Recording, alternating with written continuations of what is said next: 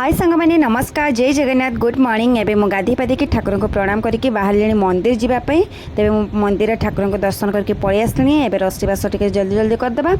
तो ये भात बसई देती भात बसवा भर परिवा काटिदेली डालमा कि जल्दी जल्दी ना ऋषि बाबा हईराण कर तेणुक जल्दी जल्दी परिवा काटि दूची तापर ये प्रेसर मुझे बसईदेली डालमा डालमा हो जह्नी आलू पुस्त करी जह्नी आलू को छोट छोट करके काटि नहीं तापर कलम शाग बसई नेली रोसे सरिया भितर ऋषि बाबार नख टे बड़ हो जाता तार नख टे सैज करदे से केमती कहूँ मामा मो नख काटनी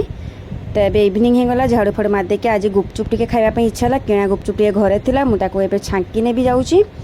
तो ये मुझे गुपचुप छांकी नहीं सारे देखो के बढ़िया बढ़िया फुली तापर खटा पानी भी रेडी कर सारे जलजीरा हरका तेंतुल हरका पकईकि पूरा खटा पानी रेडी हो जाए आलू चकटा करने भी आलू प्रेसर बसई देती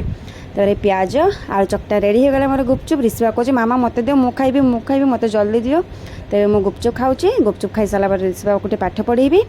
रोसईबास भी संध्या पाखर सारी देती तो आज मिनी ब्लॉग टी केमती लगे मत निश्चित कमेंट करके जनइबे रोची टाटा जय जगन्नाथ कहूँ मुझे पाठ पढ़ी मामा।